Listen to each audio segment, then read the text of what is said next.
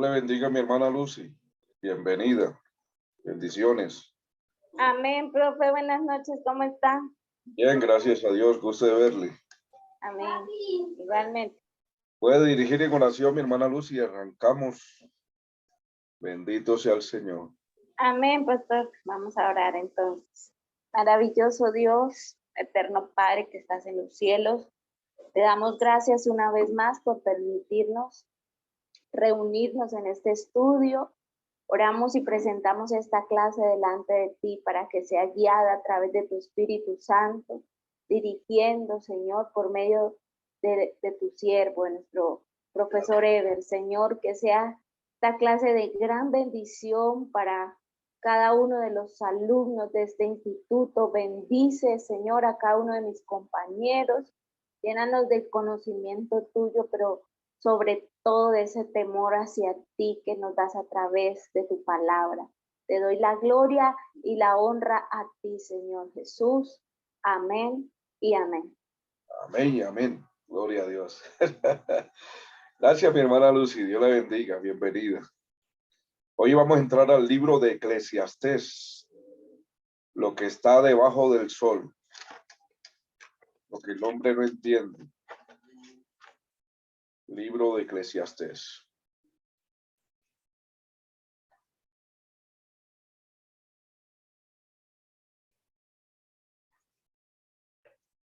Vamos a presentar diapositivas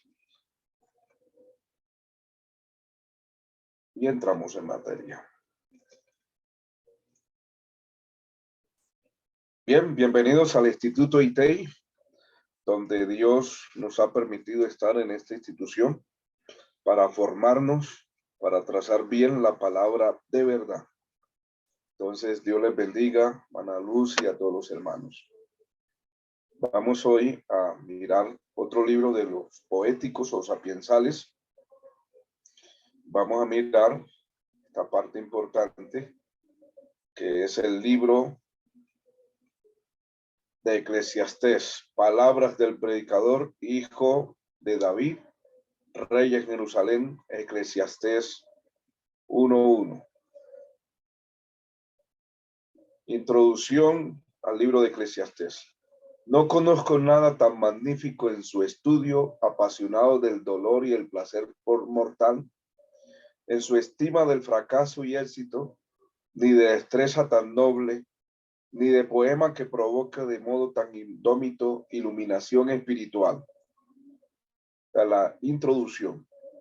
Es un libro muy importante que nos va a mirar todo lo que es la vida del hombre debajo del sol, lo que es el dolor, el placer, el fracaso, el éxito, la tristeza, ¿sí? La bravedad de la vida del ser humano sin Dios. Este libro tiene un lugar único en el canon. Eclesiastés es un libro de la Biblia cuyo unicidad por lo menos nunca se ha cuestionado, aunque casi todos los demás sí. Por ejemplo, su paternidad, la fecha, el tema y la teología. Eso sí se ha cuestionado, pero su unicidad como tal no. La razón por la que este libro parece chocar con el resto de la palabra de Dios es que este presenta meros razonamientos humanos, ¿sí? Desde la perspectiva debajo del sol, ¿sí? Debajo del sol se nos presentan meros razonamientos humanos. Por esta razón es que el libro es muy cuestionado. De hecho, entonces, ahorita vamos a mirar cuántas frases está la palabra debajo del sol. Esta frase debajo del sol es la clave más importante para entender el libro de Eclesiastés. Entonces, si estamos debajo del sol, estamos adheridos a un razonamiento humano, a la bravedad de la vida humana, a limitaciones de revelaciones, porque es debajo del sol lo que es terrenal, lo que envuelve la vida del ser humano como tal. Entonces, en ese hecho, tenemos que entender que para comprenderlo hay que ubicar el término debajo del sol. El hecho de que esta aparezca 29 veces, aparece 29 veces la palabra debajo del sol, indica la perspectiva general del autor, ¿sí? Su búsqueda queda confinada a esta tierra. La mayoría de las personas de inconversas no tienen nada que ver con lo de arriba del sol, siempre lo terrenal. Y este hombre, el escritor Salomón, se fue en su búsqueda confinada a lo que es la tierra, a investigaciones, a un mundo debajo del sol, y lo que encontró fue tristeza, dolor, fracaso. ¿Sí? Él no encontró lo que buscaba, lo que anhelaba su alma, no lo encontró. No encontró satisfacción en ninguna de las cosas debajo del sol. Entonces, de hecho, es importante entender que el libro de Eclesiastés hay que ubicar la perspectiva desde el punto debajo del sol para poderlo entender. Entonces, en el caso de Salomón, investiga en todo el mundo tratando de hallar la solución al rompecabezas. Por ejemplo, el mundo de hoy está en la búsqueda de la verdad y la felicidad. Verdad y felicidad. Y estos puntos de verdad y felicidad no se encuentran directamente debajo del sol. Se encuentra arriba del sol en lo que tiene que ver con el reino de Dios. Entonces, todo su gran proyecto es llevado a cabo por sus propios pensamientos, sin contar con la ayuda divina. Y así están mayoría de las personas en la búsqueda del rompecabezas, confinados a una investigación terrenal, no encuentran satisfacción y por eso cada día se están hundiendo más en el pecado. Si no se tiene en mente continuamente esta clave debajo del sol, el libro presentará tremendas dificultades para poderlo entender. Entonces siempre hay que entender que la clave para poder comprender este libro, tenemos que ubicar esa palabrita debajo del sol. 29 veces aparece en el libro de Eclesiastés. Entonces el libro presenta tremendas dificultades. Parecerá contradecir el resto de la escritura, enseñar doctrinas raras y defender un tipo de moralidad cuestionable, por nombrar unas pocas cosas. Pero sí recordamos que Eclesiastés es un compendio de sabiduría no divina. Dígame bien, de sabiduría no divina. Es un razonamiento humano. Por ello le dije que uno de los libros filosóficos muy importantes es el libro de Job y el libro de Eclesiastés. Por ejemplo, en el libro de Job, que nosotros vimos, hay 29 capítulos perdidos. 29 capítulos perdidos.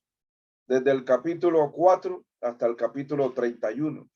Todos esos capítulos totalmente están perdidos, porque fue puro razonamiento humano. Los tres amigos de Job no argumentaron sino en que Job había pecado y lo que hablaron no fue lo recto y Dios se airó contra ellos. Entonces lo mismo pasa este libro tiene un razonamiento terrenal,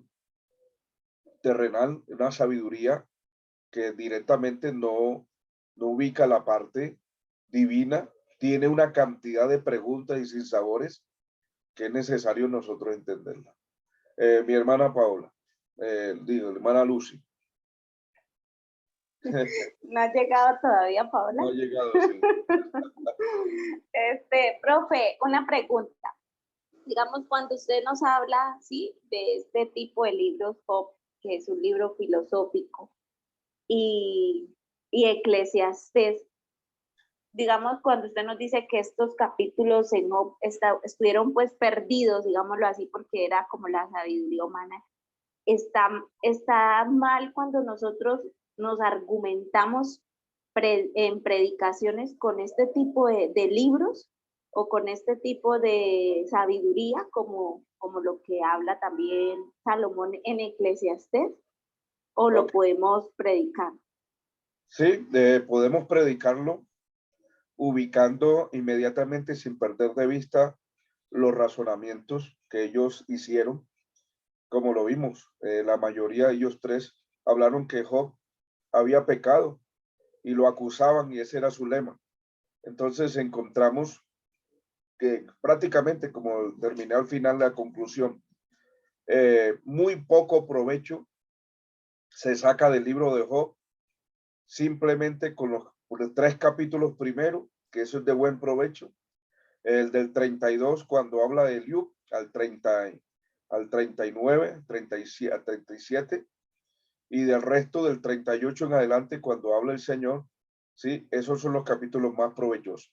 Ahora, cuando ubicamos estos 29 capítulos de un razonamiento humano, bueno, están allí para ubicarnos que el hombre en sí, si no ubicamos a Dios, lo que creamos es un ámbito de acusaciones, un ámbito que no traemos beneficio al prójimo, ¿sí?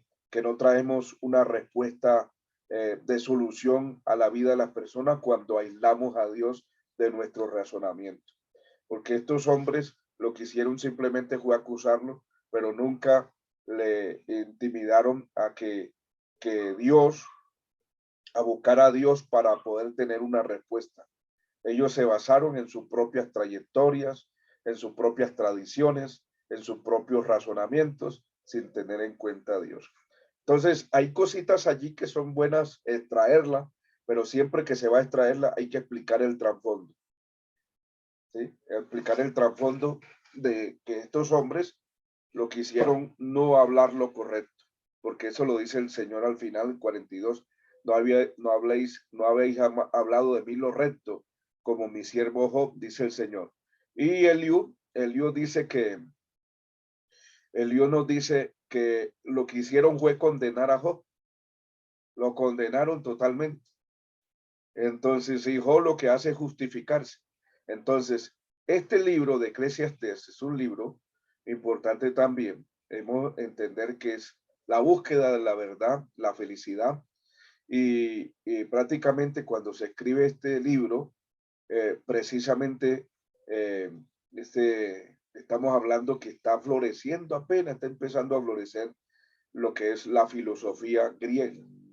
La filosofía griega. Y están preocupados por el cosmos. Y este hombre ya tiene una trayectoria que nos va a explicar muchas cosas importantes que el ser humano no comprendía. ¿Sí? En su sabiduría, en su descarrío, en su devarío, porque dice devarío de la vida, la brevedad de la vida, pues hay unas cosas importantes que hay que sacar. Y es cuando él ubica que el fin del hombre es temer a Dios y guardar sus mandamientos. Entonces, él dice en pocas palabras que lo que el hombre en realidad lo ubica como todo es cuando busca a Dios, cuando va a la casa de Dios, cuando al capítulo 12 termina diciendo el fin de todo el discurso es teme a Dios y guarda sus mandamientos, porque el resto es pura vanidad. Listo, mi hermana. Bueno, entonces Amén. Amén. es un compendio, este libro es un compendio de sabiduría no divina, sino humana. Entonces comprenderemos por qué, aunque algunas de sus conclusiones son ciertas, otras son solo medio ciertas y otras no lo son en lo más mínimo. Entonces hay que tener mucho cuidado a la hora de interpretar. ¿Por qué razón? Porque en este libro se ha prestado para argumentar algunas sectas tener argumentos y basar sus propias doctrinas. Entonces es importante tener claro que algunas cosas son medio ciertas, otras son ciertas y otros en lo más mínimo no son ciertas. Entonces consideremos a unos ejemplos. Eclesiastés 12:1 es un consejo cierto y fiable, correcto, para la juventud de todas las épocas. Eso es muy cierto. Y deben acordarse de su creador en los días de su juventud. El versículo 4 del capítulo 1 es solo medio cierto, ¿sí? 4:1 es solo medio cierto. Vamos a mirar qué dice el 4:1. Mi hermana Lucy nos colabora con esa lectura. Amén. Versículo 4, ¿sí? Del capítulo 1. Sí, tenemos el versículo 4 del capítulo 1.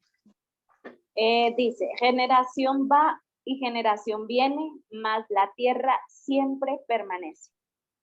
¿Será que es cierto? ¿Ah?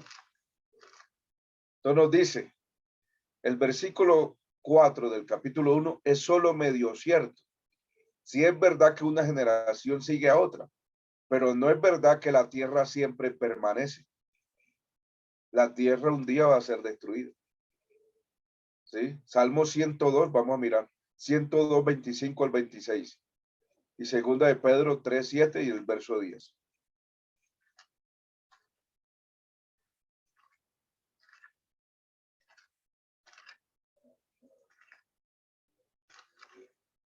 ¿Qué dice mi hermana Luz? Salmo 102, 5 al 25. 26. Dice la palabra de Dios. Desde el principio tú fundaste la tierra y los cielos son obra de tus manos. Ellos perecerán, mas tú permanecerás. Y todos ellos como una vestidura se envejecerán, como un vestido los mudarás y serán mudados. Correcto. Mira que ya cuando se comparamos ese razonamiento con el resto de los versículos, hay una contradicción. La tierra no va a permanecer. Esta es una media verdad. ¿Sí? La generación va y viene, correcto, listo. Pero que la tierra siempre permanece, no. La tierra tiene un fin final. Segunda de Pedro 3, 7 al 10, 3, 7 y el verso 10.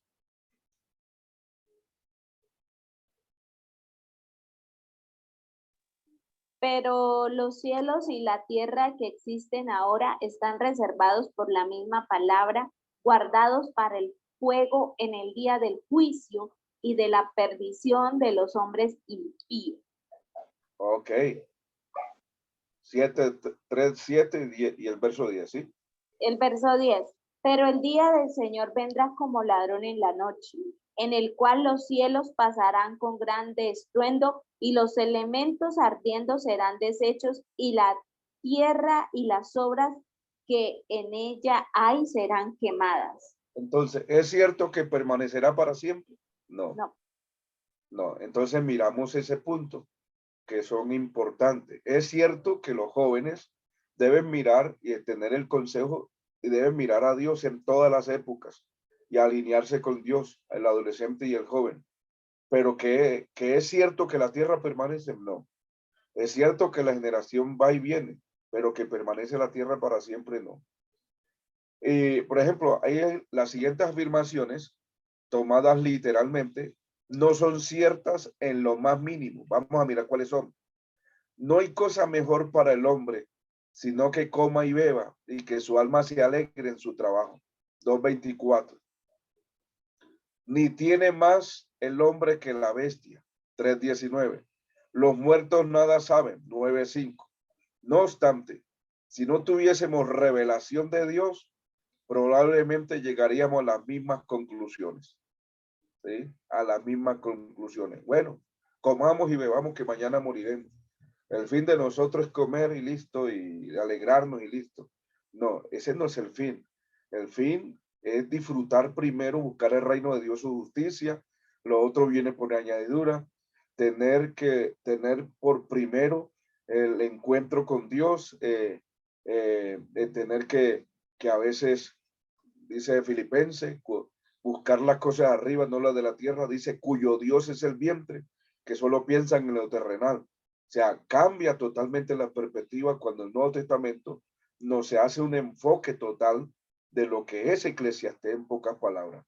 Entonces, el fin del hombre no es que coma y beba y se alegre de su trabajo y listo. Ese no será el fin. Ni tiene más el hombre que la bestia, eso, morir igualmente, no. Hay un punto importante que debemos tener muy claro. Ahora, mire que esto ha creado una confusión. Por ejemplo, una confusión.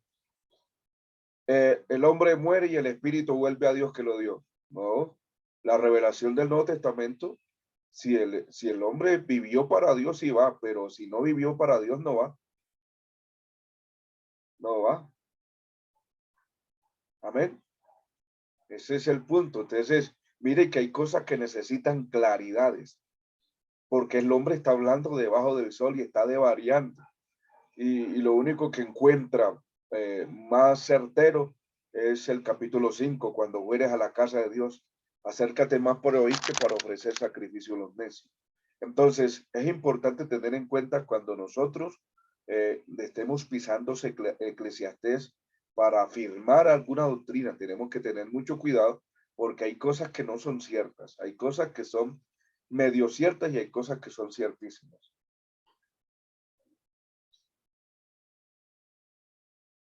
Eclesiastés y la inspiración. Vamos a mirar.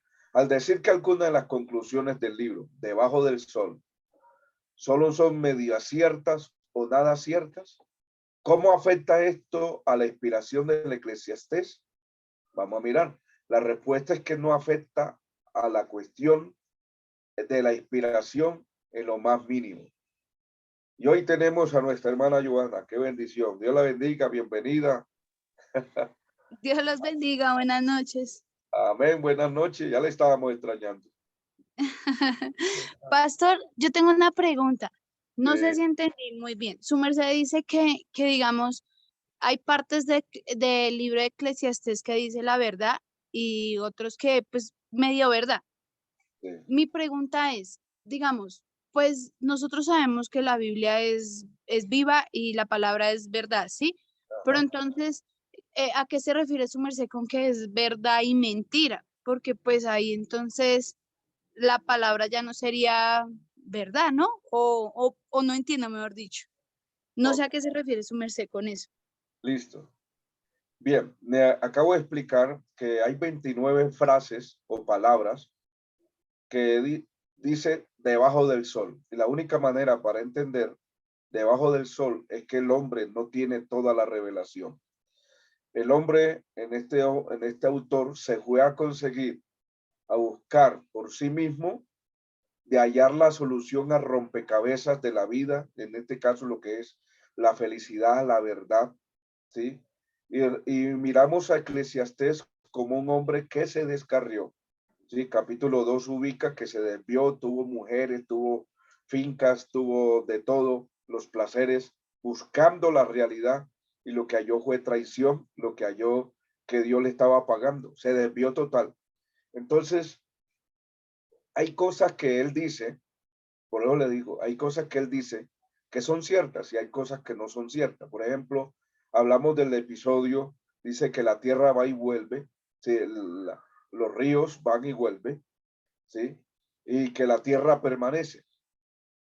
La tierra nunca va a permanecer. Si no tuviéramos la revelación del Nuevo Testamento y los paralelos en el caso de la enseñanza doctrinal que tiene, por ejemplo, Salmo y que tiene el Nuevo Testamento, ¿sí? Ubicamos que lo que él está hablando locura, porque la tierra nunca va a permanecer para siempre. Llega un fin para ella.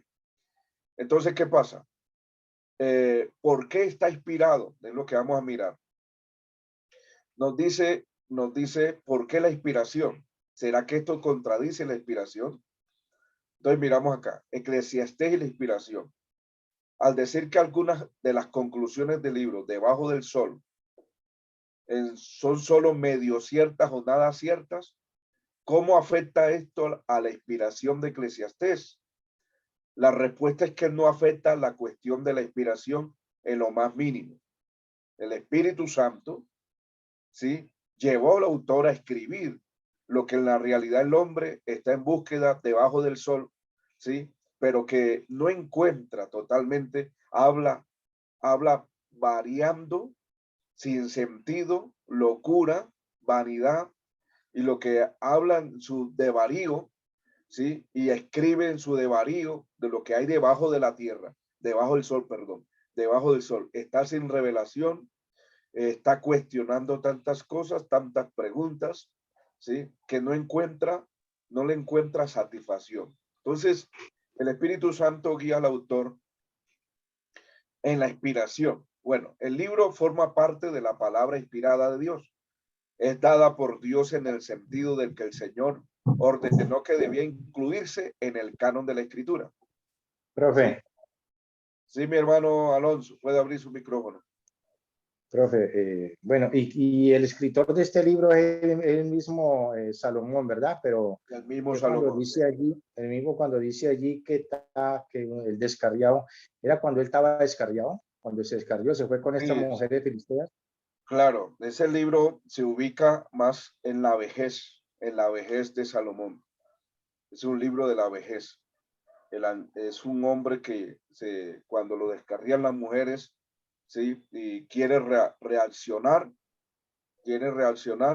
es allí donde se ubica el libro de Eclesiastés. Es un libro de arrepentimiento, de lo que él vio fue locura, lo que él pudo comparar con respecto a las cosas de Dios y a las cosas del mundo, debajo del sol, lo que disfrutó, no le encontró satisfacción. O sea que allí o sea, allí en ese momento yo creo que él no tenía aspiración de Dios, ¿no? Porque todo lo que hice no Bueno, no le voy a concuerda, ¿no? ubicar algo. Hay una cosa que es inspiración, revelación y iluminación. La inspiración, la inspiración es donde el Espíritu Santo guía al escritor a buscar hechos, realidades, lo mueve a escribir las cosas que se necesitan para tenerlas hoy. Cuando este Señor. libro se escribe, nosotros encontramos que fue un hombre que experimentó de todo y que el Espíritu Santo nos está diciendo en pocas palabras, como termina al final. El fin de todo el discurso: teme a Dios y guarda sus mandamientos. Porque mira la vida, mira lo debajo del sol, no hay sino vanidad, no hay sino locura, necedades, y mira esto. Entonces, ¿qué hace Dios? Mueve a este hombre que escriba su testimonio, que escriba su esencia de lo que vivió, y encuentra al final el fin de todo el discurso: teme a Dios y guarda sus mandamientos. Entonces Dios nos está mostrando la cara horrible sin él y nos muestra también el lado alegre con él. ¿Listo, mi hermano Alonso? Perfecto, profe. Gracias. Sí, listo. Bueno, entonces miramos este punto. Vamos a explicar muy bien la inspiración. La respuesta es que no afecta la cuestión de la inspiración en lo más mínimo. El libro forma parte de la palabra inspirada de Dios. Es dada por Dios en el sentido de que el Señor ordenó que debía incluirse en el canon de la Escritura. Nos aferramos a la inspiración verbal y plenaria de Eclesiastés, como lo hacemos con el resto de todos los libros de la Biblia. Entonces, consulta Introducción al Antiguo Testamento en la página 15 del libro el libro de McDonald, que es importante. Entonces, sigamos. Pero los libros inspirados de la Biblia a veces contienen declaraciones de Satanás o de hombres. Por ejemplo, óigame bien, por ejemplo, cuando vimos el Amalecita, cuando estamos viendo libros históricos, el Amalecita dijo una mentira y la escritura relató, el escritor que fue Samuel, ¿sí? Natán, sí, porque ya el segundo libro lo escribe Natán o el otro profeta que vimos. Entonces, recuerden, el escritor relata ese hecho. Fue inspirado por Dios a relatar esa mentira. ¿Sí? ¿La mentira fue inspirada por Dios? No, no. ¿Qué fue inspirado por Dios? Lo que dijo ese muchacho con referente a lo que hizo con Saúl, y la Biblia lo registra. Por ejemplo, también, la Biblia registra, dice el necio, en su corazón no hay Dios. Pero ¿quién lo dice? La Biblia, la inspiración. ¿Sí? La inspiración relata el hecho, pero lo que relata lo que está diciendo el necio. ¿Sí? No hay Dios. También miramos el hecho de Satanás cuando dice: escrito está, a tus ángeles mandarás acerca de ti. Entonces la pregunta es: ¿Satanás fue inspirado? No. Lo que él dijo sí fue inspirado. Está en el Salmo 110. Pero Satanás usó la escritura inspirada para un engaño contra Cristo, para atentar a Cristo. ¿Sí? Entonces miramos cómo la escritura relata cosas de inspiración, pero para darnos un vestigio, en realidad, lo que envuelve al ser humano, ¿sí? Y lo inspira para que nosotros tengamos en cuenta todas estas informaciones y tener mucho cuidado a la hora de interpretar, a la hora de mirar los autores, el trasfondo de quién habla, quién no habla. Por ejemplo, todo lo que hablaron los tres amigos de Job fueron vagancias, necedades. El Señor dijo: no habéis hablado de mí lo recto. Y lo que hicieron fue, Eliú dice en el capítulo 32, lo que hicieron fue condenar a Job. ¿Sí? Todos lo condenaron. Y cuando el asunto era diferente, lo que Job estaba pasando, ellos no lo habían entendido. Entonces son cosas que se están allí, ¿sí? Y que nosotros tenemos que ubicar, ¿sí? Todos estos aspectos a la hora de tener un texto claro o el trasfondo de pisar un texto, es muy importante saber qué es cierto, qué es verdad y qué es ciertísimo, qué es una media verdad. Esto es importante tenerlo en cuenta, porque no es citar un texto, decir, la Biblia dice que no hay Dios. No, la Biblia no dice que no hay Dios. La Biblia dice que Dios sí hay, pero el que está diciendo que no hay Dios es el necio. ¿Listo? Entonces, la Biblia a veces contiene declaraciones de Satanás o hombres, las cuales no son verdad. En Génesis 3:4, por ejemplo, Satanás le dijo a Eva que no moriría si comiera del fruto del árbol que estaba en medio del huerto. Satanás le dijo. Era una mentira, pero está citada en la Escritura para enseñarnos que el diablo ha sido un mentiroso desde el principio. Como observó también el doctor Schaffer, la inspiración puede registrar la falsedad, óigame bien, la inspiración puede registrar la falsedad de Satanás o de los hombres, pero ello no vindica ni santifica la mentira, solo asegura el registro exacto de lo que se dijo, sea bueno o sea malo. Listo, mi hermana Joana, espero que esta sea de gran utilidad. Amén, pastor. Sí, realmente sí. Estaba un poquito confundida en ese tema y lo que dice su merced, o sea, hay que tener en cuenta de verdad quién dice eso porque muchos pueden usar este libro pues para blasfemar a Dios y la Biblia, digámoslo así. Sí, Entonces sí es importante escudriñar lo que siempre claro. digo en las clases. Amén, mi hermanita. Gracias por su aporte y su pregunta, que son muy útiles para muchos, para otros y para mí también. Claro que sí. Dios le bendiga. Amén, amén. El mal uso de Eclesiastés. Vamos a mirar. Por el mismísimo hecho de presentar el razonamiento humano debajo del sol, Eclesiastés es uno de los libros favoritos de los escépticos y sectas. Ojo con esto. Eclesiastés es uno de los libros favoritos de los escépticos y sectas.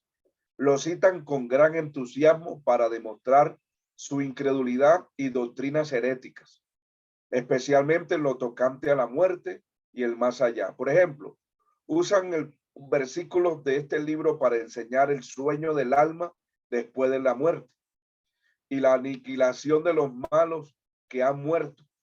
Sacan versículos de contexto para negar la inmortalidad del alma y la doctrina del castigo eterno. Pero nunca ponen la llave en la puerta. Nunca les dicen a sus víctimas que Eclesiastés expone la sabiduría humana debajo del sol y que por lo tanto no es una fuente válida de textos clave de doctrinas de la fe cristiana. ¿Sí? Entonces, lo que les decía ahorita, será, mire cómo termina Eclesiastés, hablando de un punto, lo que compartí ahorita, antes de el resto de hermanos entrar. Termina. La persona vuelve al polvo como era y el espíritu vuelve a Dios que lo dio. Listo, entonces todos los espíritus, mire, lo dice a nivel general y será eso cierto. No, precisamente en estos días hablaba con unos pastores. Me decían, no, es que el alma se va al infierno y el espíritu se va a Dios y la materia se va al polvo como era. Y de seguro, sí que Eclesiastés 12 lo dice. Y usted sabe seguro que Eclesiastés 12 tiene toda la revelación. Usted no se da cuenta que la tricotomía que habla primera Tesalonicenses 5:23 dice todo vuestro ser, espíritu, alma y cuerpo sea guardado irreprensiblemente para la venida de nuestro Señor Jesucristo. ¿Cómo va a ir un espíritu arriba si no fue recto? Ahí dice, se ha guardado irreprensible. A mí, la escritura me demanda que yo debo guardar mi espíritu, mi alma y mi cuerpo. ¿Sí? Mi espíritu, mi alma y mi cuerpo. Entonces le pregunto, ¿y será que el espíritu peca o no peca? ¿Por qué nos mandan a guardarlo? Porque el espíritu peca. Cuando se le dice espíritu de orgullo, es porque el orgullo no pertenece a la emoción del alma, el orgullo pertenece al espíritu. Y eso caracteriza el carácter de esa persona. Entonces, ¿cómo va a ir el cielo el espíritu de un ser que fue pagano, idólatra? Va a ir el cielo y el alma al infierno. El espíritu y el alma son inseparables. Ambos tienen que ir. Si hicieron lo recto, van al cielo. Si no hicieron lo recto, van al infierno. Entonces, mire que hay que entender ese punto. ¿Qué es verdad? ¿Qué es verdad absoluta? ¿Y qué es lo que está hablando? El hombre está hablando debajo del sol. Debajo del sol no hay revelación concreta. La revelación viene progresiva. Y el hombre habla como un hombre normal en la búsqueda, la sabiduría humana. ¿Sí?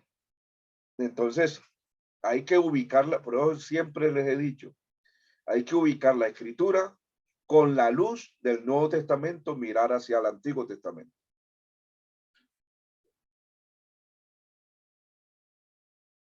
Hoy se les está abriendo más los ojos espirituales. Aleluya. Sí.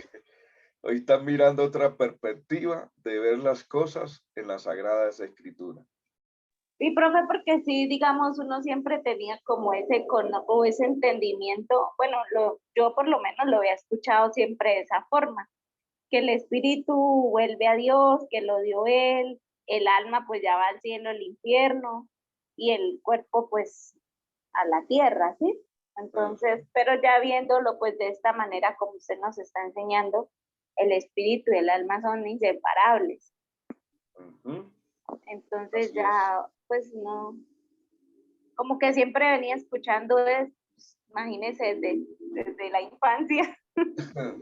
Claro, no, y diga usted, imagínese, yo estaba hablando con pastor y me dice, uy, pastor, va uno a tener que estudiar instituto porque la verdad estamos en pañales. O sea, y estoy hablando con pastores, o sea, yo estaba Claro, hablando con pastores y se quedaron, Dios mío.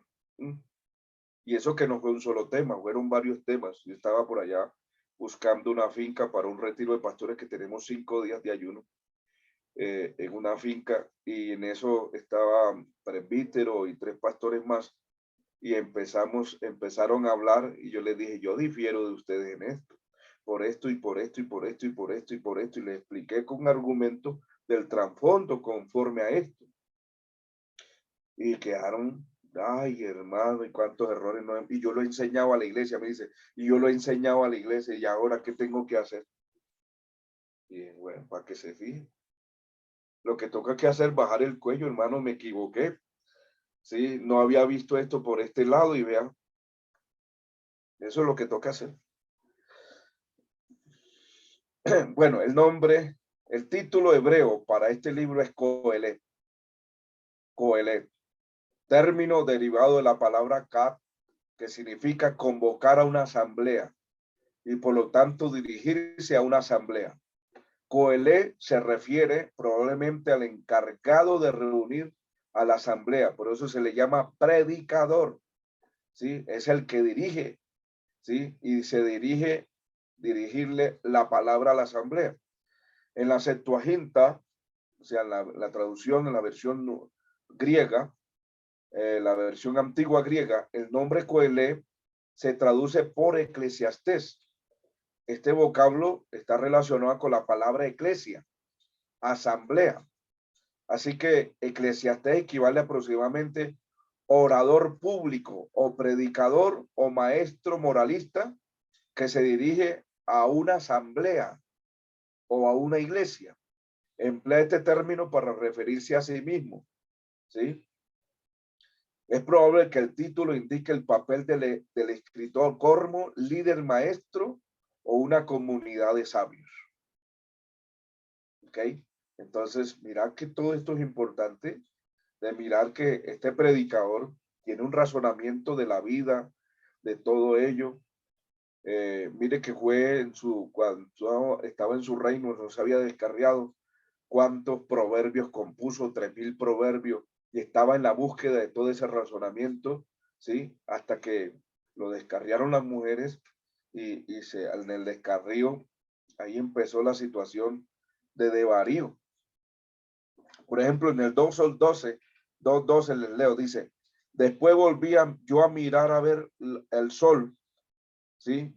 Después volví a mirar para ver la sabiduría y los desvaríos, sí, los desvaríos y la necedad, porque ¿qué podrá hacer el hombre que venga después del rey? Nada, sino lo que haya sido hecho. He aquí que he visto que la sabiduría sobrepasa la necedad, como la luz a las tinieblas. El sabio tiene sus ojos en su cabeza, mas el necio anda en tinieblas. Pero también entendí que yo aún mismo, un mismo suceso acontecerá el uno como el otro. Entonces dije yo en mi corazón, como sucederá al necio, me sucederá también a mí. ¿Para qué pues he trabajado hasta ahora para hacerme más sabio? Y dije en mi corazón que también esto era vanidad. Mire cómo, mira que empieza el desvarío de la vida, las necesidades, entrar en ese detalle, en lo que encontró fue una locura. Entonces tenemos este predicador que está advirtiendo a una asamblea, puede ser de sabios a una comunidad, y se está dirigiendo para ubicarle que la vida tiene ciertos sinsabores no disfrutables, que son momentos muy caóticos, ¿sí? Y que no tiene todo el conocimiento. Ahora, aunque no se menciona el nombre de Salomón, el versículo 1 parece indicar que este es el autor. Palabras del predicador, hijo de David, rey en Jerusalén. Otros pasajes en el verso 16 al 17, capítulo 2, 6 al 7, también parecen referirse al monarca que sucedió a David como rey de Israel. Ciertos rabinos sugirieron que Salomón escribió cantares, énfasis sobre el amor en su juventud, proverbios, dice, proverbios, énfasis en la vida práctica cuando era maduro, y Eclesiastés, énfasis sobre la ilusión en su ancianidad. ¿Sí? Midrash, Hachirín, Rabit 1:1, sección de 10. Vuelvo a repetir. Dice, ciertos rabinos sugirieron que Salomón escribió cantares, que es énfasis sobre el amor entre parejas, ¿sí? En su juventud. Proverbios, énfasis sobre la vida práctica cuando era maduro, ¿sí? Y Eclesiastés lo escribió, que es un énfasis sobre la ilusión de la vida en su ancianidad, ¿sí? En su ancianidad. Medrash Hachirín, Rabat 1:1, sección 10, con el versículo 10. Esta tradición enseña que después que Salomón se apartó del Señor y de su camino, prestó culto a los ídolos, se arrepintió, y esto fue el acercarse al fin de su vida, Eclesiastés. Así que el libro de Eclesiastés es un testimonio sobre la carencia del valor de todos sus logros y sus riquezas. Se recalca la vanidad de todas estas cosas y la necesidad de temer a Dios, ¿sí? Y la necesidad de temer a Dios y guardar sus mandamientos.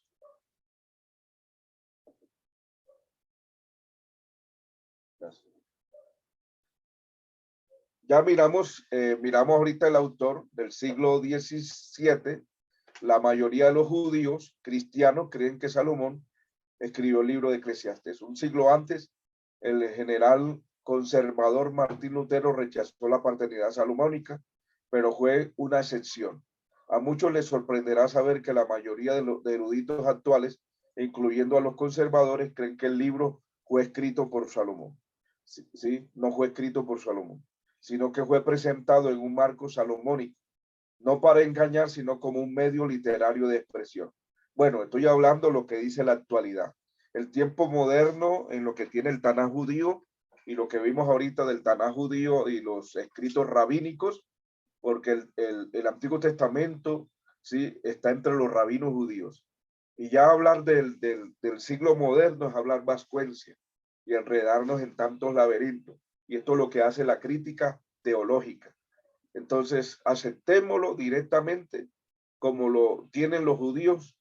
El libro de Eclesiastés es un libro de Salomón, escrito de Salomón. Y no nos enredemos en laberintos. Yo presento este punto para que vean que la crítica moderna, ¿sí? La mayoría lo desubica que fue Salomón su autor. El problema de la paternidad literaria, bueno, no lo queremos hablar, ya esto es lo que ubicamos con respecto a los rabinos. Bueno, los argumentos a favor de la paternidad salomónica, vamos a mirar eso. Debido a que el punto de vista tradicional nunca ha sido desaprobado, ¿cuál es el punto de vista el punto de vista tradicional? El de los judíos. Nunca ha sido desaprobado. A pesar que en la actualidad no sea popular. Pensamos que es más seguro mantener la paternidad salomónica, ¿sí? Las indicaciones indirectas de que fue Salomón quien escribió el libro incluyen la referencia del 1:1, el verso 12, al escritor como hijo de David, rey de Jerusalén, ¿sí? Aunque hijo puede referirse a un descendiente posterior, dicen algunas otras situaciones de argumentos de crítica textual y de crítica teológica.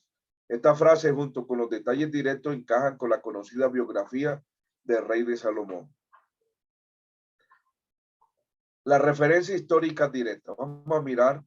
En Eclesiastés encaja exactamente a Salomón y en realidad a nadie más. Salomón fue el rey de Jerusalén, el de gran sabiduría, 1:16. 2, de muchas riquezas, 2:8. Que no se negaba ningún placer, 2:3. Que tenía muchos siervos, 2:7. Que sobresalió por grandes programas de construcción y embellecimiento, 2:4-6. La tradición judía atribuye a Eclesiastés a Salomón y durante siglos los eruditos de las Sagradas Escrituras.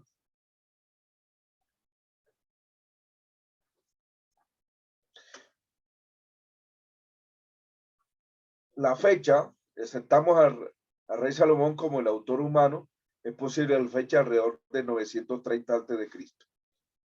930 a.C. El trasfondo y temas. Si nos fundamentamos sobre la paternidad salomónica de Eclesiastés, facilita trazar el trasfondo histórico y temas del libro con cierta confianza. Nosotros miramos que en este caso, por ejemplo, hemos mirado la búsqueda de Salomón. A cierta altura de su vida, Salomón se propuso encontrar el verdadero sentido de la existencia humana.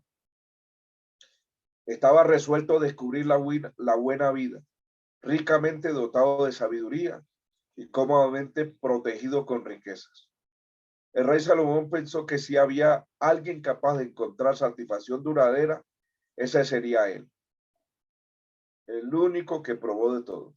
Pero había una condición autoimpuesta en la búsqueda de Salomón, la cual consistía en que él iba a hacerlo solo, por sí mismo. Esperaba que su propio intelecto lo capacitaría para descubrir cómo realizarse en la vida, sin tener en cuenta para nada la revelación divina. Entonces se fue solo a descubrir el mundo, como tal hijo pródigo. Sería la exploración de un hombre sin la ayuda de Dios. Iba a buscar lo mejor de la vida debajo del sol. Las conclusiones de Salomón. La búsqueda de Salomón para hallar sentido terminó deprimente. Conclusión que la vida es vanidad, correr tras el viento. Vanidad, correr tras el viento. Mi hermano Alonso, ¿puede decir algo? Sí, profe, él cuando fue a hacer ese recorrido al mundo, todo eso, ¿era rey todavía o ya no era rey? Sí, claro que sí, era rey. ¿Era rey? Pero rey apartado, imagínese. Apartado de Dios, claro. Es allí y su donde... gente, y la gente que él tenía, toda esa gente, como todo, y bueno, ¿y quién quedó como rey ahí en el Después en del Israel, señor Roboam. pero no, sí, pero siendo el rey, se fue por donde con la Filistea, ¿ese fue por donde los filisteos o quedó ahí en Israel con la Filistea? No, quedó en Israel. Recuerde cuando vimos libros históricos, recuerde que lo que mandaba el Pentateuco con Deuteronomio 17, que es las leyes de los reyes, Salomón hizo lo contrario. Dice, en la ley de los reyes, recuerda que dice, no aumentará caballo para sí, leerá la escritura todos los días para que aprenda a temer a Dios y a amar al prójimo y no ser una carga para sus hermanos y nada de eso. Salomón rechazó toda esa instrucción. ¿Y qué pasó? Tomó muchos caballos, tomó mujeres para sí y lo descarriaron. No tuvo caso de ver la palabra de Dios y se descarrió. Recuerde cuando el pueblo se reunió a Roboam, era porque Salomón en el descarrío, que se volvió un impío, se volvió una carga para el pueblo y oprimió al pueblo, que fue lo que le pidieron a Roboam. Si tus padres nos han puesto un yugo difícil, queremos, Roboam, que tú nos los aligeres. Y el problema es que Roboam no hace caso al consejo del pueblo, al consejo de los ancianos, sino que escucha a los jóvenes y el reino se divide. Porque lo que hace Roboam es apretar más la carga al pueblo, porque con los impuestos, cuando una persona que está descarriada de que se convierte en un impío, y dice el proverbio, cuando el impío gobierna, el pueblo gime. El pueblo gime. Se vuelve cargas tributarias, es lo que estamos viviendo hoy en Colombia, la misma situación. Una persona que no teme a Dios, ¿sí? Y es un impío que está fuera de la presencia de Dios, toda la nación vamos a llorar, a gemir, que son cargas tributarias, una cosa y la otra, inflaciones, de todo. ¿De dónde viene? De una persona impía que no tiene nada en cuenta a Dios para nada.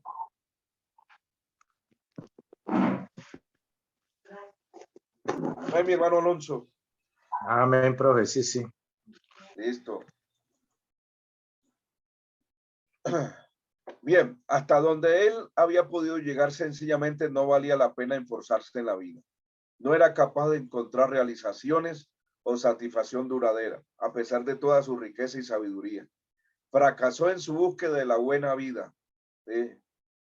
Y hoy uno encuentra el dicho, ¿sí? El dicho de hoy de la juventud, que es el mismo dicho filosófico, estoico y epicúreo. ¿Sí? Gocemos y disfrutemos, porque mañana moriremos. La vida es una, vamos a gozarla. Vamos a vivir la buena vida. Y ve aquí, el fracaso de un hombre, entre comillas, viviendo la buena vida, termina fracasado. Por supuesto, su conclusión fue acertada. Si uno nunca eleva su pensamiento por encima del sol, la vida es un ejercicio de futabilidad. Es algo que no tiene sentido. Todo lo que el mundo ofrece, todo junto, no puede satisfacer el corazón humano. Fue Pascal quien dijo, hay un vacío en forma de Dios en el corazón del hombre. Y San Agustín observó, tú nos has creado, oh Señor, para ti, y nuestro corazón no hallará reposo hasta que repose en ti. La única completa felicidad es cuando nosotros estamos aliados con Dios. Ahí sí vamos a disfrutar la vida. De resto se nos vuelve insoportable. La experiencia de Salomón anticipó la verdad de las palabras del Señor. Cualquiera que bebiere de esta agua volverá a tener sed. Juan 4:3. El agua de este mundo no puede dar satisfacción duradera. La búsqueda de Salomón por la realidad fue tan solo una fase temporal, mero capítulo de su biografía. Ignoramos cuál era su edad cuando se embarcó en esta búsqueda filosófica de la verdad. Pero aparentemente era bastante mayor cuando escribió el diario de ellos, 1:12 y el 11:9. Era bastante mayor. El 1:12 dice, yo el predicador fui rey sobre Israel en Jerusalén. Y el 11:9 ya había pasado su adolescencia y juventud. Vamos a mirarlo, 11:9 de Eclesiastés. Alégrate, joven, tu juventud, tome placer tu corazón los días de tu adolescencia, y anda en los caminos de tu corazón y en la vista de tus ojos, pero sabe que sobre todas estas cosas te juzgará Dios. Entonces, no sabemos qué edad tenía cuando escribió este libro. Al final, Salomón sí que alzó su mirada por encima del sol, y esto parece evidente del hecho de que la mayor parte de los 3 libros de la Biblia se atribuyen a él. No obstante, el pecado y el fracaso que sobresalieron los últimos años de su vida nos recuerda cuán seriamente puede deslizarse un creyente y cuán imperfectos son incluso las figuras más brillantes del Señor Jesucristo. Vemos hoy de personas de renombre, grandes personajes bíblicos, grandes personajes en la historia, aún en la vida presente, presidentes de concilio, todo, que fluyeron grande, y hoy algunos han caído en la desgracia. Salomón y Dios, vamos a mirar ese punto importante. Es obvio que Salomón creía en Dios, aún durante el tiempo cuando buscaba satisfacción. Se refiere a él nada menos que 40 veces en el libro de Eclesiastés. Se refiere a Dios 40 veces en el libro de Eclesiastés. Pero esto no quiere decir que en ese tiempo él fuese un creyente devoto. La palabra Dios que él usa a través del libro es Elohim, el nombre que revela como el poderoso creador. Ni una vez se refiere a él como Yahweh o Jehová, que es Señor Yahweh, el Dios por medio de un pacto. No, se refiere como el creador. Establece relación con el hombre. Esta es una importante observación. El hombre debajo del sol puede saber que hay un Dios, como nos recuerda Pablo en Romanos 1:20, porque las cosas invisibles de su eterno poder y deidad se hacen claramente visibles desde la creación del mundo, siendo entendidas por medio de las cosas hechas, de modo que no tienen excusas. La creación hace que la existencia de Dios sea obvia. El ateísmo no es un rasgo de sabiduría, sino una ceguera voluntaria y testaruda. Salomón, el hombre más sabio que haya vivido jamás, ¿sí?, buscando la verdad con su propia mente, supo reconocer la realidad de un ser supremo. Pero aunque cualquiera puede saber que hay un Dios, Elohim, creo que todas las cosas, sí, que creó todas las cosas, Dios como Jehová, solo puede llegar a ser conocido por revelación especial. Por lo tanto, las repetidas referencias a Dios, Elohim, en este libro no equivalen a la fe que salva. Lo único que demuestra es que la creación atestigua la existencia de Dios y que aquellas que la niegan son necios. Salmo 14:1 y 53:1. Entonces, miramos que en este apartado, en este punto, él no se refiere como el Dios del pacto. Se refiere a Elohim como Dios creador, pero no como el Dios del pacto. Tiene la idea de Dios, pero no tiene un pacto con él. Se apartó. Ya no tiene esa relación de Señor, de Adonai. ¿Sí ve? Mi Señor, mi Dios. No. La necesidad de Eclesiastés. Inevitablemente surge una pregunta. ¿Por qué quiso Dios incluir en la Biblia un libro que nunca se eleva por encima del sol? Ante todo, el libro fue incluido para que nunca nadie tenga que repetir la triste experiencia de Salomón. ¿Sí ven por qué la inspiración? Nadie tenga que volver a repetir la triste experiencia que tuvo Salomón, buscando satisfacción donde no se puede encontrar. El hombre natural instintivamente piensa que puede ser feliz con posesiones, placer, viaje por un lado, con drogas, alcohol, indulgencia sensual, por otro lado. Pero el mensaje de este libro es que alguien mucho más sabio y rico que lo que cualquiera de nosotros llegamos a hacer, ha probado y ha fracasado. Así que podemos ahorrarnos el gastico, la angustia, la frustración, el desengaño, mirando por encima del sol al único que puede satisfacer, el Señor Jesucristo. Pero este libro único tiene aún más valor para aquellos que están todavía preparados para recibir el Evangelio.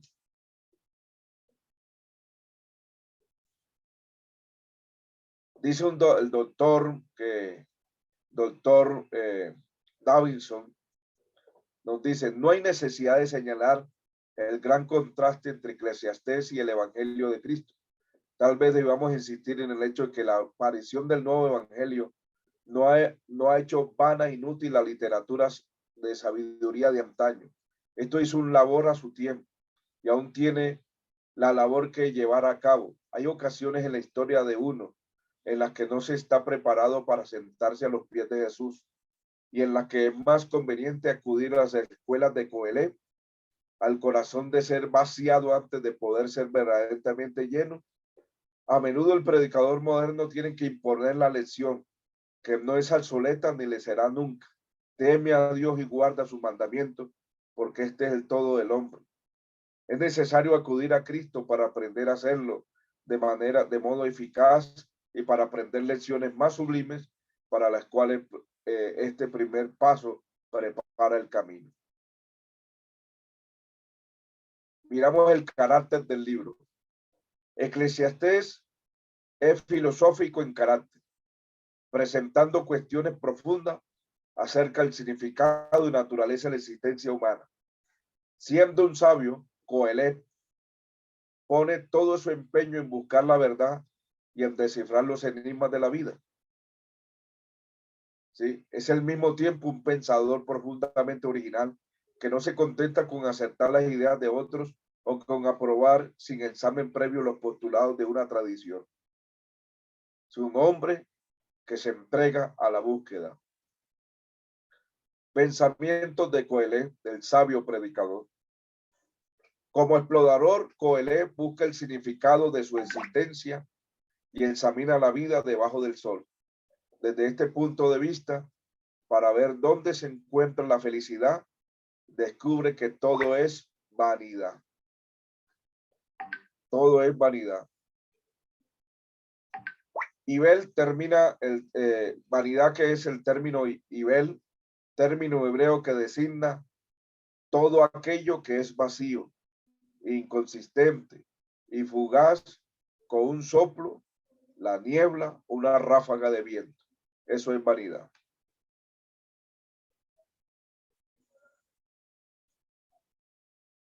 Así como en la búsqueda de sabiduría, el placer, la riqueza, la fama y hasta el significado de la vida misma, todo no es más que una serie de actos incoherentes y sin importancia.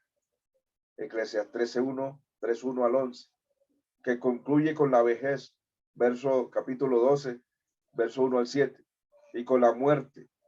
Esto afecta igualmente a sabios y a necios, ricos y pobres, animales y hombres, 3:14 al 20. En la vida, los días del hombre son dolorosos. En la muerte, todo queda atrás. Por tanto, mejor es el día del fallecimiento que el día del nacimiento. 7:1. Como Job, Coelé observa también que la justicia se malogra en la vida, en esta vida.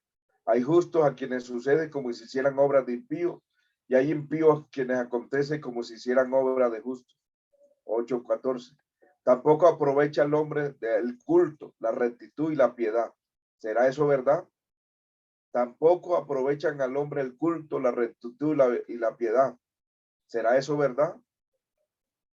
He visto a los inicuos sepultados con honra, mas los que frecuentan el lugar santo, óigame bien, fueron luego puestos en el olvido en la ciudad donde habían actuado con rectitud.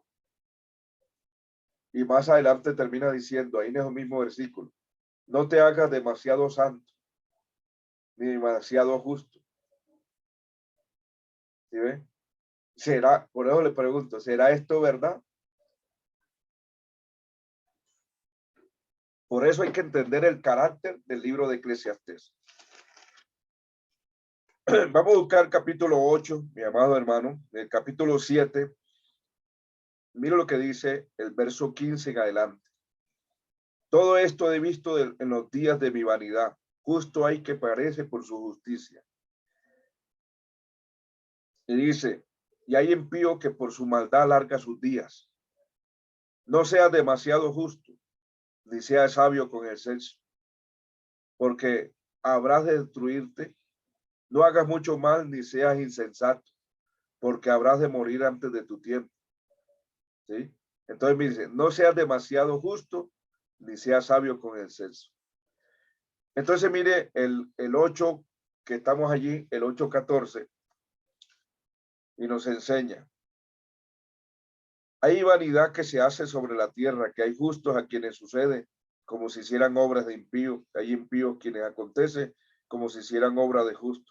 digo esto también es vanidad. ¿Sí ven? Por tanto, alabé yo la alegría que no tiene el hombre que de quien debajo del sol, sino que come y bebe y se alegre. Y esto es lo que le queda de su trabajo en los días de su vida, que Dios le concede debajo del sol.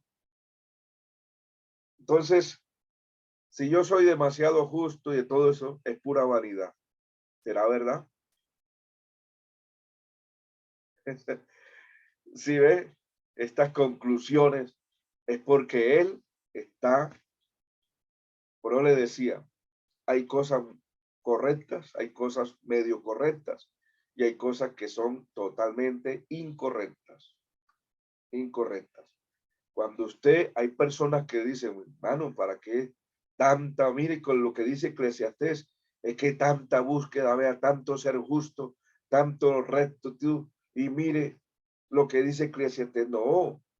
Entonces, es lo que está probando, buscar las cosas a la media, buscar las cosas a media.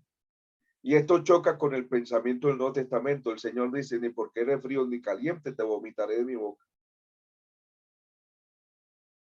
No nos está diciendo que busquemos las cosas a medias. Salomón sí. ¿Sí ve? Entonces quiere que nosotros estemos en un terreno medio. En el libro de Eclesiastés, pero el libro de Salomón, en el libro del Nuevo Testamento, es contrario. Profe, perdón. Sí, señor, está perdonado. Profe, ahí es donde de pronto entra uno a escuchar de pronto cuando se dice ya no hay tanta, ya no hay por qué tanto orar, ya no hay por qué tanto venir a la iglesia, tanto santificarse, tanto eso, ¿verdad? Porque de pronto toman Bueno, esto de Eclesiastés sí, cuando no seas no. demasiado justo. Ajá. ¿Para qué tanto si vas a morir igual que el otro? O sea, eso nos crea una vida mediocre, una vida a medias tintas. Perfecto. Ajá. Y lo último, mire cómo termina hablando el 8:14 en adelante. Dice, coma y beba, alegres y listo. Eso es todo lo que Dios le concede. Sí, pero es debajo del sol, pero arriba del sol, Dios ya pide otro asunto muy diferente. Él pide una entrega, dice, amarás al Señor con todo tu corazón, con toda tu fuerza, con toda tu mente, con toda tu alma, sí, a tu prójimo como a ti mismo. O sea, ya Dios nos exige calidad y una vida de entrega, con todo.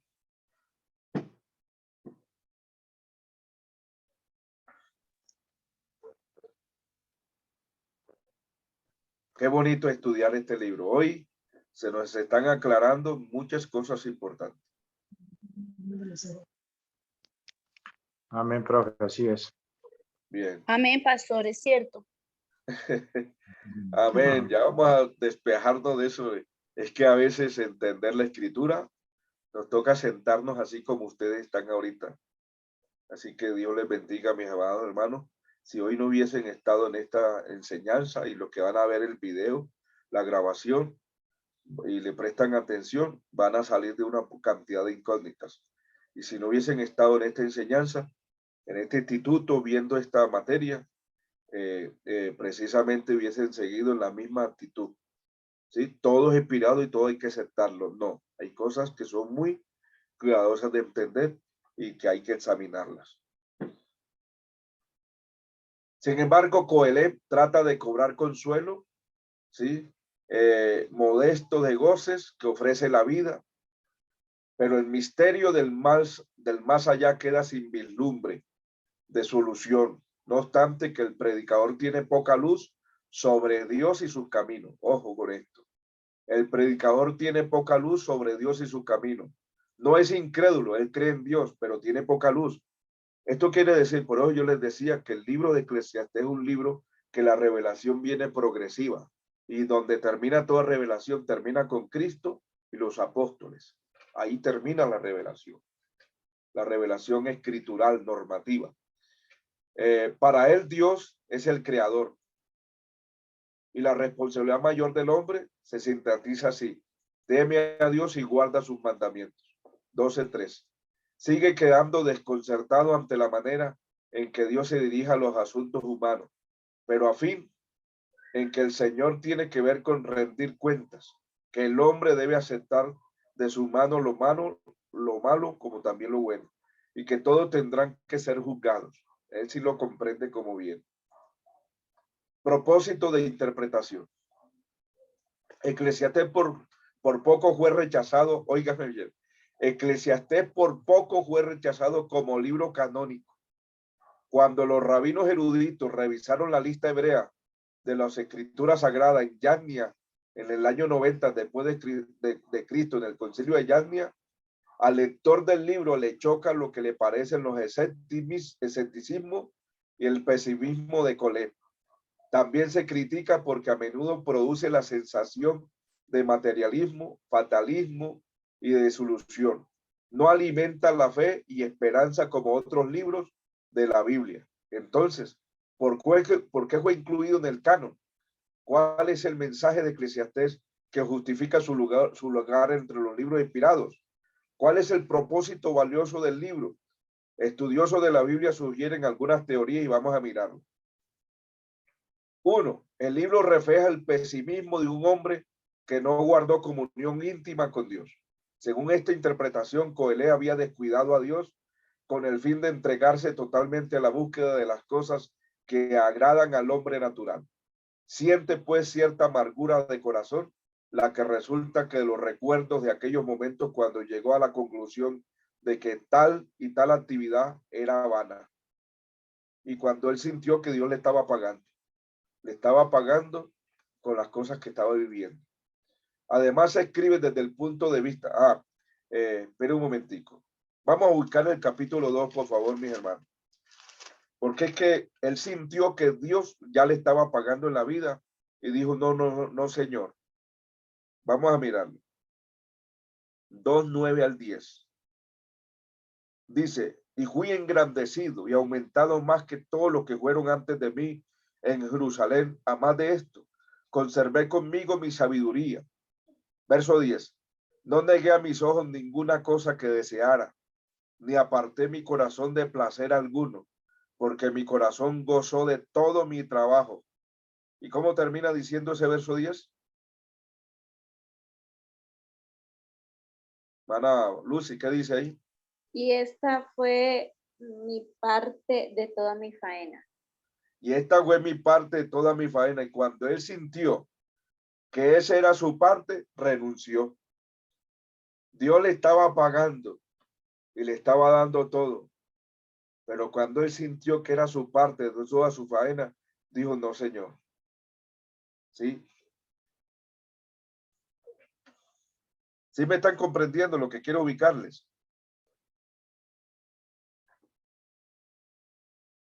Mire, ¿recuerdan al rico cuando le pide una gota de agua a Abraham? Señor, manda a Lázaro que moje la punta de su dedo en agua para que refresque mi lengua. ¿Y qué le dice a Abraham? En pocas palabras, la tercera persona, Dios estaba hablando en tercera persona por medio de Abraham, porque esa historia la está hablando Jesucristo. Le dice, hijo, tú tuviste tu parte en tu vida, Lázaro tuvo males. En pocas palabras, le dice, tuviste tu parte, o sea, todo lo que tú querías se te dio. Ya no hay más nada para ti, se te niega hasta una gota de agua. Entonces hay gente que Dios le está pagando en la vida. ¿Sabía eso? Dios les está pagando en la vida. En estos días fuimos les decía que fuimos a buscar una finca para ayuno de pastor unos 5 días.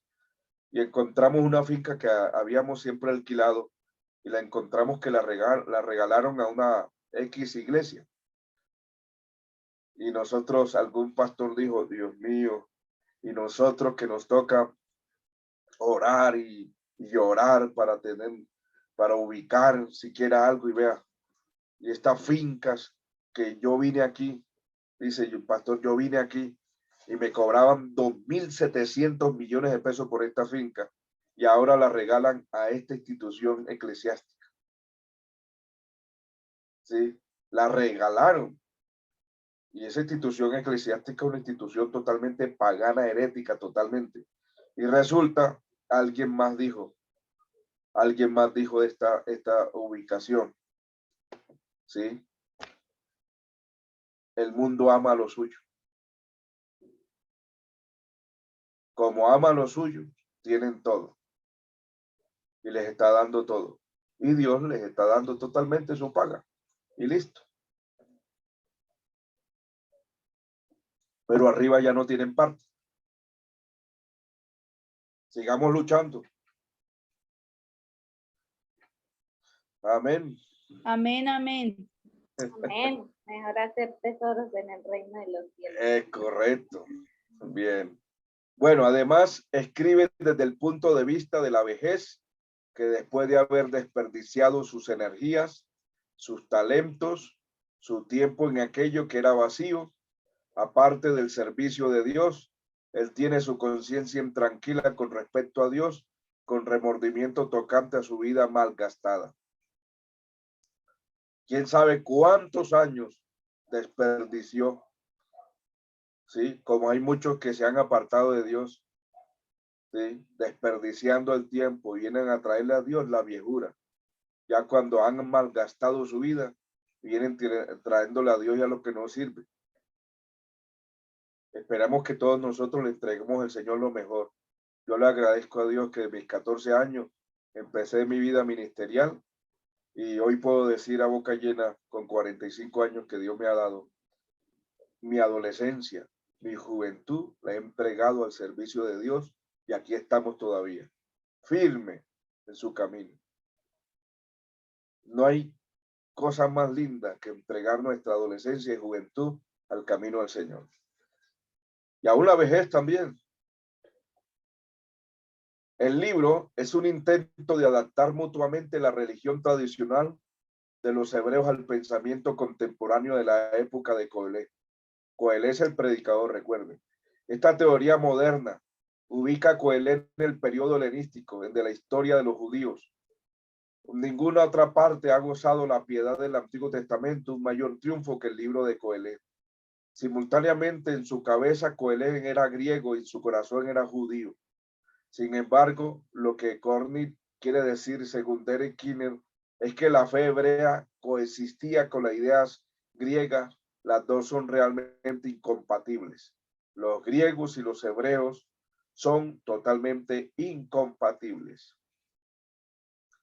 Tercer punto, el libro refleja la visión de un creyente que procura encontrar sentido a la vida en el marco de la revelación limitada que posee.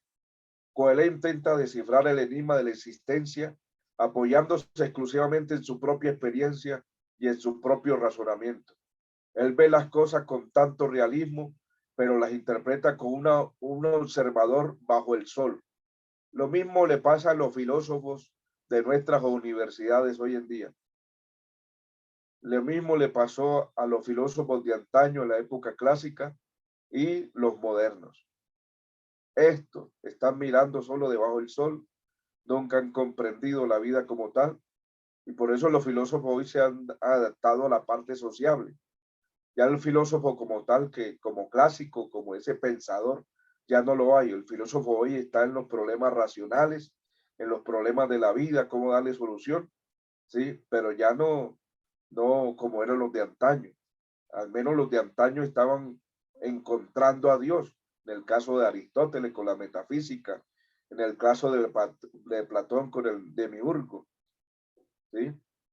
Ahora queda el Nuevo Testamento al revelar la dimensión eterna de las cosas, el cual esclarece los misterios y las aparentes contradicciones de la existencia humana. El Nuevo Testamento es el único que le da vislumbre a la existencia humana y las aparentes contradicciones y los misterios que hay. 4, el punto 4, el objetivo divino de Eclesiastés es apologético, preparando el camino para el nuevo pacto. Es el libro que más que otro escrito sagrado habla del hombre moderno que se caracteriza por el secularismo, materialismo, hedonismo, agnosticismo, aburrimiento, demuestra la vanidad de todas las cosas debajo del sol. También señala cuán parcial e inadecuada es la revelación del Antiguo Testamento, parcial e inadecuada. El Nuevo Testamento coincide con la observación de Coelho sobre la vanidad de todas las cosas debajo del sol. La creación fue sujeta a vanidad.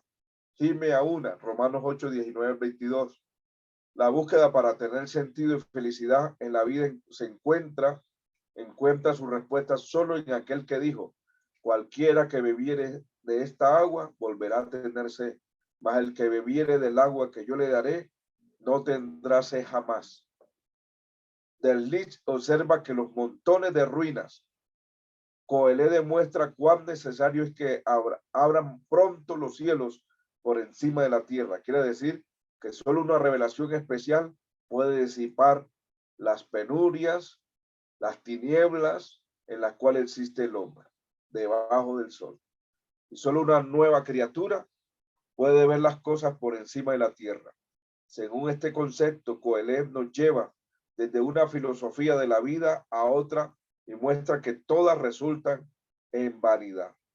El intento de atrapar el viento, sin embargo, fe en la justicia de Dios es el hilo de Adriani, por el cual Coelho por fin sale ileso del laberinto de su escepticismo.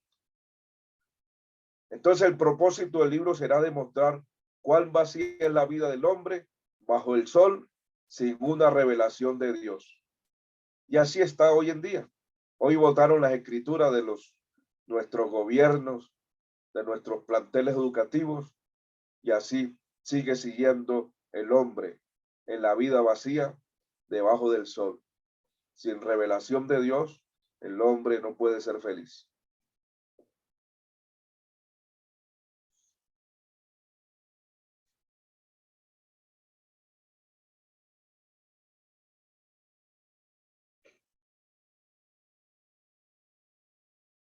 Vamos a mirar el bosquejo del libro de Eclesiastés.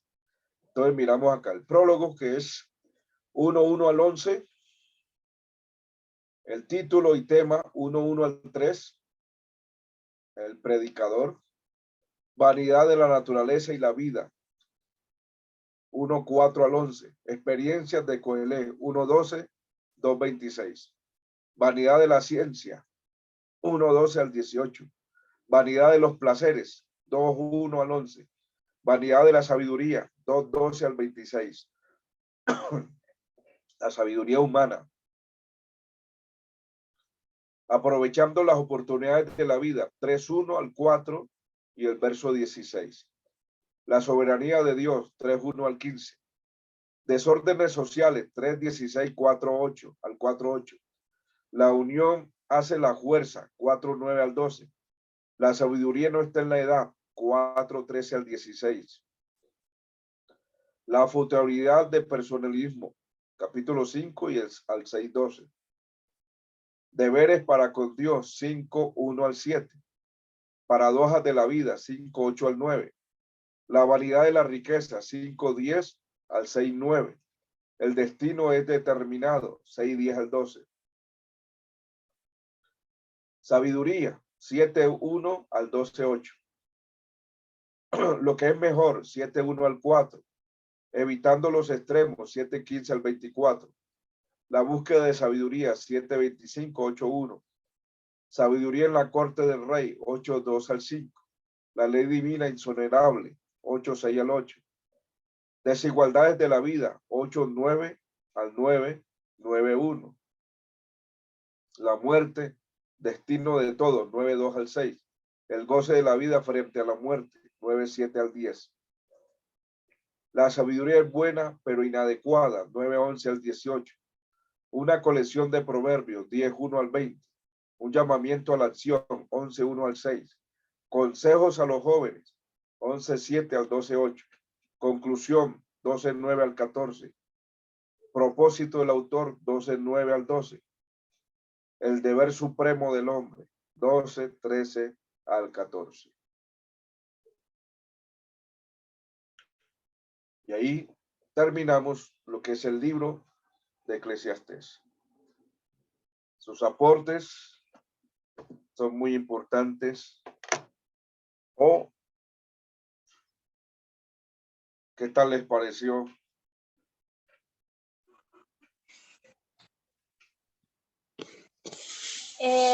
Pastor, yo pienso que digamos Salomón es un claro ejemplo de una persona sabia, ¿sí?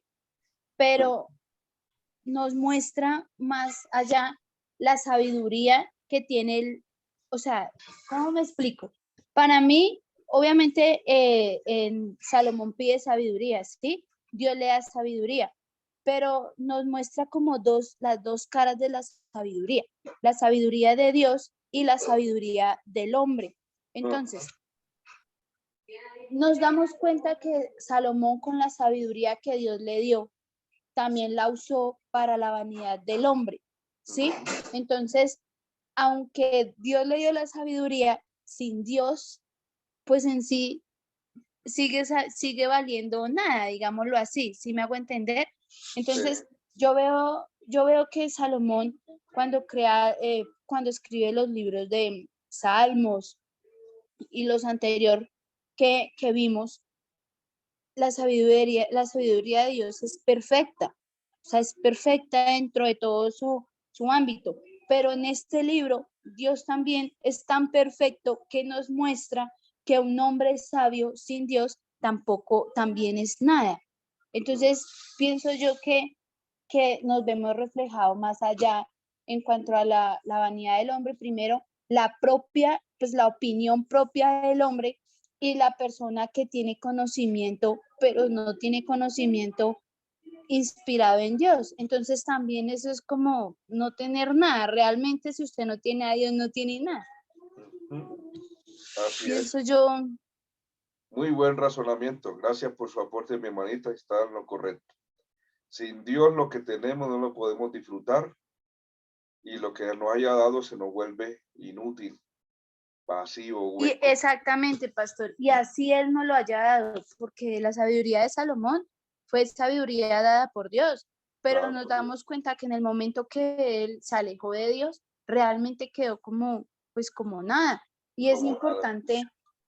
Yo pienso, pastor, y me parece muy interesante. Yo nunca, la verdad, he leído este libro de Eclesiastés, pero me parece muy interesante el objetivo de Dios con este libro. Pues yo lo veo así, pastor, yo lo entendí así. Es como mostrarnos, pues, la parte de la sabiduría humana. O sea, que a pesar de que Salomón fue tan sabio humanamente, pues no tenía ni siquiera razón de vivir, porque él mismo habla algo así como lo que yo le entendí a su merced, de que algo así como de que lo que él vivió fuera de Dios tampoco no le sirvió a él de nada. Y aún así, al último del libro, él se arrepiente y creo yo, entiendo que vuelve a Dios. ¿Sí, pastor? Así es. Así es. Y diciendo, ¿quién fue el que dijo? Recuerda lo que dijo Noemí. Me fui llena y vengo vacía. Amén, pastor. Salomón. Claro Se fue ejemplo bien también. lleno y ahora viene fracasado, frustrado, amargado, resentido. Claro ejemplo, pastor, también de las personas que se alejan de la iglesia, pues teniendo todo y queriendo nada, pero para ellos siendo todo, y a la final vuelven otra vez, ahí sí, como dice, como perro con su cara arrepentida. Y Así así. es. Así es. Tal hijo pródigo, se fue lleno y vino vacío también. ¿Sí ven? Eso nos quiere decir que conservemos lo que Dios nos ha dado. Buscar al mundo, lo que vamos a perder el tiempo, a gastarnos la vida. A veces nos podemos ir jamás y nunca regresar. Al menos este hombre regresó, pero algunos se van en esa aventura y se fueron para siempre. Se murieron apartados, destruidos, fracasados, amargados. Lo primero que pasa es la destrucción de la familia, el hogar. Se va el esposo, se va la esposa, se van los hijos. Eso es una vida paupérrima, bastante difícil. Entonces, este es un claro ejemplo que el Señor nos inspire, nos tiene este libro para enseñarnos que sin Él nada podemos hacer. Lo necesitamos para poder disfrutar. Cuando tenemos al Señor, disfrutamos hasta un bocado de arroz solo. Disfrutamos estar en paz así no haya nada.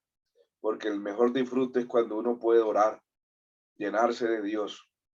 Es la alegría que siente el corazón por encima de las cosas externas. No tiene precio. Gracias por su aporte, mi Amén, hermana amén. Joana. Dios la bendiga.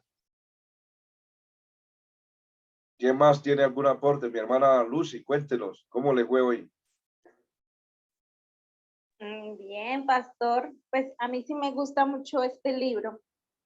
A mí me encanta. A mí me gusta mucho porque es el testimonio, es lo que sufrió, digamos, Salomón, aunque Dios lo dejó ahí como lo veíamos para que no nos suceda a nosotros. Muchas veces nos pasa, muchas veces nos sucede. Entonces es ver uno como Salomón plasma ahí lo que él vivió. Pero yo siempre me quedo con dos cosas de este libro, y es que todo es vanidad y aflicción de espíritu en la tierra, Sí, y que temer a Dios y guardar los mandamientos es el todo del hombre. es el Eso es lo todo. que yo siempre rescato de esta enseñanza. Amén. Es bueno que tengan pendiente que hay cosas que son muy claras, son muy verídicas, absolutas. Hay cosas que es medio verdad y hay cosas que no son verdad. Y es bueno que tengan esos tres objetivos cuando estén estudiando, leyéndolo y verificar muy bien a la luz del Nuevo Testamento para mirar qué es cierto, qué es medio cierto y qué no es cierto. Ese es mi consejo. Mi hermano Alonso, mi hermano Marlón de la Cruz, ¿cómo le fue? Bien, profe, yo tengo como una duda, o no Bendito. sé, como algo, y es cuando, por ejemplo, el hecho de la expresión de que toda la palabra está inspirada en Dios, no es afectado con las intervenciones, por ejemplo, de lo que vimos ahorita, que Satanás, incluso algunos hombres, hicieron intervención. No le entendí muy claro la pregunta. ¿Me lo vuelve a repetir, mi hermano? Pues sí, la pregunta es como, a ver. La expresión o cuando se dice que toda la escritura es inspirada por Dios, no es Ajá. afectada por lo que usted nos acaba de decir, que en algunas partes hay intervenciones de Satanás y de hombre. Ok. ¿Se acuerda cuando Satanás le dijo a Cristo, escrito está, a tu sangre le mandará cerca de ti para que tu pie no tropiece en piedra? ¿Se acuerda de esa cita? Él está citando un salmo, Salmo 10, 110. Y eso lo dijo Satanás. Entonces ahí la cuestión, la pregunta es, ¿Dios inspiró a Satanás? No. Lo que Satanás inspiró, lo que Satanás dijo está inspirado, pero Satanás lo tomó por engaño, para engañar a Cristo. Entonces, y cuando la escritura registra ese hecho, ¿sí? Lo que Satanás inspiró, lo que Dios inspiró fueron las palabras que Satanás había pisado, había tomado, pero no era la inspiración de Satanás, sino las palabras que él había tomado. Esas sí son inspiradas. Pero lo que él habló directamente como tomándolo, no fue que Dios lo inspiró a él, porque igualmente Dios no inspira un vaso de esa magnitud. Ahora, cuando vuelvo a repetir que dijo el necio, no hay Dios, o sea, la escritura retoma esa porción para remitirnos, ¿sí? De que el necio dice que no hay Dios. Pero está escrito, sí, pero ¿quién lo dice? El necio. Entonces, ¿qué es la inspiración? La inspiración son cuando el Espíritu Santo guía a personas a relatar hechos, realidades, investigaciones y se dejan plasmadas para demostrar lo que dice una persona, lo que dice la otra, lo que dice el otro y lo que dice Dios. Pero están relatados, ¿sí? Están relatados. Y para contrastar que arriba de Dios no hay nadie, ¿sí? Arriba de Dios no hay nadie. Él es el único soberano. Pero están hechos registrados para que nosotros veamos que, que hay que ubicar cosas importantes de quién es el que está hablando, quién es el trasfondo de todos ellos y que por encima la rectitud puede más que la rectitud y la grandeza de Dios puede más que lo que estos hombres puedan decir o lo que Satanás pueda decir. ¿Me está entendiendo mi hermano Marlon? Sí, sí, o sea, queda claro de que toda la escritura es realmente inspirada por Dios. Sí, y A en pesar esa, de que haya- eso, y en eso van dichos de hombres, van 29 capítulos de argumentos vacíos, como el caso de los amigos de Eliud, van las mentiras de la mesita que se le vino a David para lograr sus objetivos, y miro lo que le pasó. O sea, muestra bravedad de la vida, dichos y todo eso. Dios lo inspira para que nosotros veamos la veracidad de él, las cosas que se hacen mal, las cosas que se hacen rectas y todo eso. Dios lo encaja en su escritura, pero para que veamos su grandeza en todo eso, en esos puntos. Este libro nos los deja a nosotros para que miremos el testimonio de una vida fútil sin él, lleno, Dios que le dio todas esas capacidades y mire cómo la malgastó y malgastó ese tiempo. Ahora llega diciendo, aburrido, triste, amargado, disolucionado, el fin de todo, teme a Dios y guarda sus mandamientos. Pero ya perdió tanto tiempo por ir tras ilusiones, tras las mujeres, tras la idolatría, tras la vagancia, y perdió mucho tiempo. Y eso que tenía tanta sabiduría. Entonces, esto nos deja claro que nosotros no podemos descuidarnos, que hay que mantener una vida espiritual y un temor a Dios constantemente. No, tenemos que obedecer sus mandamientos. Él no lo hizo. No acató a la palabra de Dios cuando en Deuteronomio se enseña los cuidados del rey que tenía que tener.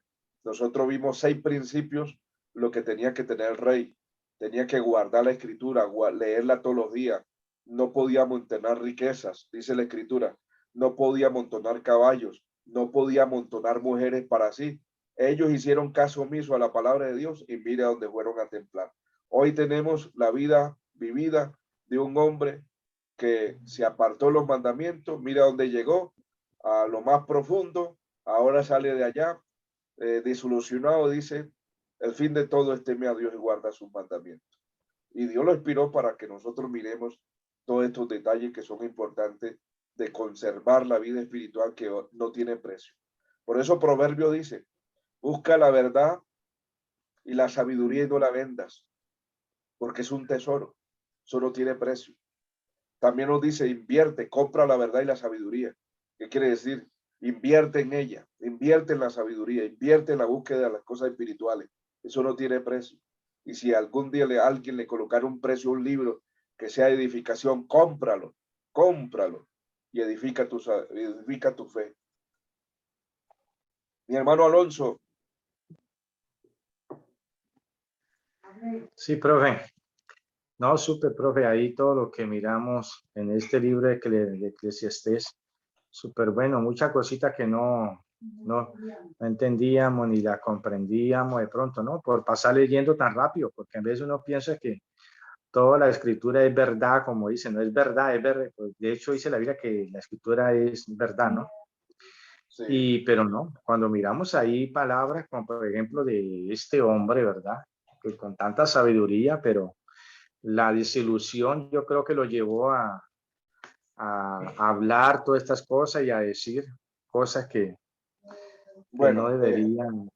amén. Gracias, mi hermano. Ahora que me dice esto, recuerden, Juan 2:20 dice, ninguna mentira sale de la verdad. Recuerden, la verdad es lo que habla Dios, la verdad es lo que habla Cristo. ¿Sí? Entonces, todo lo que habla a Dios es la verdad. Pero la escritura registra hechos que Dios no lo dice, que lo dicen los hombres, que no son verdad. El alamecita, el necio dice que no hay Dios. Eso es una mentira, pero lo dice el necio. Pero la escritura lo registra, pero Dios no lo dice, pero está registrado. Entonces, todo lo que es de Dios y lo que habla Dios es verdad.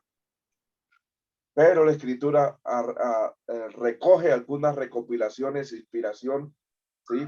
Que hay que ubicar eso, ¿sí? Que pronto podemos decir, no es que la escritura, bueno, la escritura tiene cosas que son mentiras. Hay que saber aplicar eso porque si no, desprestigiamos la inspiración y la realidad de la revelación y la realidad de una verdad absoluta. Entonces es bueno tener muy claro ese punto. Entonces, la escritura, todo lo que habla a Dios y lo que concierne a Dios y lo que Él dice y lo que ha dado es la verdad absoluta. Pero la escritura registra hechos muy importantes que tenemos que tener claridad, que lo dicen los hombres y ellos sí son mentirosos. Han fracasado en su lógica. ¿Listo, mi hermano Alonso? Amén, profe. Amén. Bien, no siendo más, vamos a pedirle a mi hermana Joana que nos dirija en oración. Por favor. Amén, amén, pastor. Bueno, iniciamos la oración. Gracias, Señor, te damos esta noche, Padre bendito, Padre maravilloso, por esta palabra, por esta clase, Señor, que tú nos has permitido estar, Señor. Gracias, Padre, porque a través del pastor no solamente nos traes conocimiento, sino también nos traes palabras, Señor, demostrándonos, Señor, que sin ti, Padre, no somos nada, Señor, que aunque tengamos dones, que aunque tengamos sabiduría, que aunque tú nos des, Señor, muchas cosas, Señor, realmente lo más importante es tu presencia, Señor, es el creer en ti, Señor, es tu fe, Padre maravilloso, la fe, Señor, que tú nos permites tener. Padre, gracias te damos, Señor, por el pastor, Señor, que tú lo usas grandemente, Señor, bendícelo, bendice su familia, bendice, Señor, los compañeros que vieron esta clase, Señor, y los que la van a ver, Señor, las personas que van a ver esta clase, Señor, que tú permites también que se suba a YouTube, Señor, una red, Padre, una forma más, Señor, de transmitir tu palabra, Señor. Gracias te damos en el nombre de Jesús. Amén. Amén. Gracias por estar aquí en plataforma. Dios los bendiga. Nos vemos el sábado con la última clase. Bendiciones. Feliz noche para todos. Amén. Amén, profe, Dios lo bendiga. Amén, amén. Dios los bendiga. Amén.